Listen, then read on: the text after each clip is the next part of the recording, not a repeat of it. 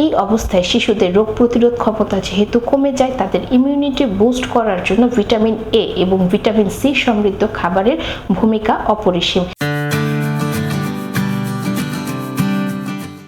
সারা দেশে হাম একটি উদ্বিগ্নতার বিষয়। অনেকের বাবা মা এ নিয়ে উদ্বিগ্ন এবং দেখা যাচ্ছে ঠিকমতো টিকা পাওয়া যাচ্ছে না। এই সময় আমরা উদ্বিগ্ন না হয়ে বেশ কিছু জিনিস মাথায় রাখতে হবে এবং শিশুর ইমিউনিটি বুস্ট করা অর্থাৎ তার রোগ প্রতিরোধ ক্ষমতা বাড়ানোর জন্য খাদ্য তালিকায় দিতে হবে বিশেষ নজরদারি এবং সতর্কতা।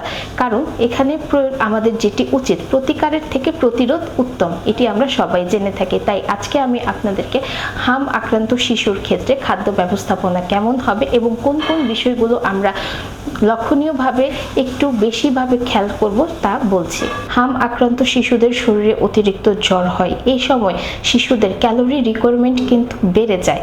তাই শিশুদেরকে অবশ্যই নরম এবং সহজপাচ্য খাবার দিতে হবে। এই ক্ষেত্রে আপনি কয়েক প্রকারের ডাল চাল মিক্স করে শিশুকে নরম পাতলা সহজপাচ্য করে খিচুড়ি দিতে পারেন।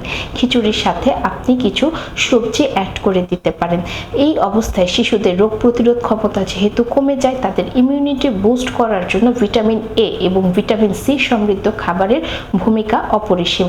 তাই আপনি শিশুর খাবারে গাজর, মিষ্টি কুমড়া, বিভিন্ন রঙিন ফলমূল, দেখা যাচ্ছে ক্যাপসিকাম বা লাইকোপেন সমৃদ্ধ খাবার যেমন টমেটো, তরমুজ, এই ধরনের খাবারগুলো অন্তর্ভুক্ত করুন এবং যেসব সবজিগুলো শিশু পছন্দ করছে সেগুলো তার খিচুড়ির সাথে কিংবা পিশপাশের সাথে অন্তর্ভুক্ত করতে পারেন। এবং এক্ষেত্রে আরেকটি বিষয় যেটি বলে থাকি, তার মাসেল রিপেয়ার করার জন্য এবং তার বডিকে পুনরায় স্বাভাবিক অবস্থায় ফিরিয়ে আনার জন্য প্রোটিন খুবই গুরুত্বপূর্ণ।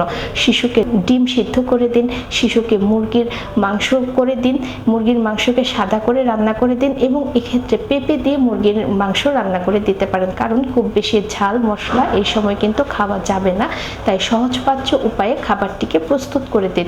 অনেকের প্রোটিনের রিকোয়ারমেন্ট যেহেতু বেড়ে যায়, সেক্ষেত্রে আমরা যেটা করতে পারি, কয়েক প্রকারের ডালের সাথে একটু চিকেন মিক্স করে আমরা শিশুকে দিতে পারি। এতে একই সাথে ডাল থেকে যেমন প্রোটিন আসবে এবং চিকেন থেকে গুড কোয়ালিটি প্রোটিন আসবে এবং চিকেনে কিন্তু জিঙ্ক এবং সেলেনিয়াম আছে।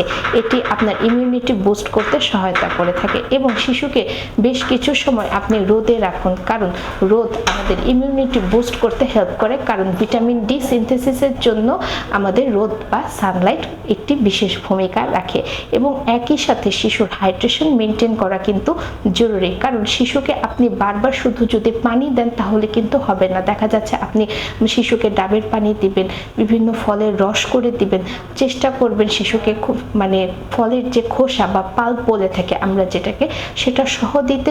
যদি শিশু গ্রহণ করতে না পারে সেক্ষেত্রে অন্তত ফলের রসটা তাকে খাওয়ানোর চেষ্টা করুন এবং আপনি ডাবের পানি দিতে পারেন এবং যেটি করতে পারেন টক দই দিতে পারেন। যদি শিশু টক দই খেতে না পারে সেক্ষেত্রে টক দই দিয়ে আপনি মাঠা করে দিতে পারেন বা টক দইয়ের কোনো রেসিপি করেও শিশুকে দিতে পারেন। এটি তার গাট সিস্টেম ভালো করবে। শিশুর যে এই সময় খিটখিটে মেজাজ বা শিশু খুব বেশি রাশে থাকে, বারবার ইরিটেটিং যে শিশুর মধ্যে যে অ্যাক্টিভিটিগুলো দেখা যায়, সেটা কিন্তু রিডিউস করতে হেল্প করতে পারে টক দই। কারণ টক দই প্রোবায়োটিক সমৃদ্ধ, এটি আমাদের মুড কন্ট্রোল করতে এবং নার্ভ কুল করতেও হেল্প করে থাকে। একই সাথে শিশুকে আপনি কিছু বাদাম দিতে পারেন, বাদামটা একটু পেস্ট করে খাবারের সাথে দিতে পারেন, কারণ বাদামে আছে ম্যাগনেসিয়াম, জিঙ্ক, সেলেনিয়াম সহ বেশ কিছু গুরুত্বপূর্ণ ভিটামিন এবং মিনারেলস, যা শিশুর স্ট্রেসকে কমিয়ে দিবে এবং শিশুর মাসেল রিপেয়ার করে প্রোটিনের চাহিদা পূরণ করতে এবং গুড ফ্যাট অর্থাৎ যেটিকে আমরা বলে থাকি হেলদি ফ্যাট প্রোভাইড করবে। তাই শিশুর হাম এবং যে কোনো সংক্রামক রোগে উদ্বিগ্ন না হয়ে সচেতনতা অবলম্বন করুন এবং সঠিক খাদ্য তালিকা নির্বাচন করুন। ধন্যবাদ।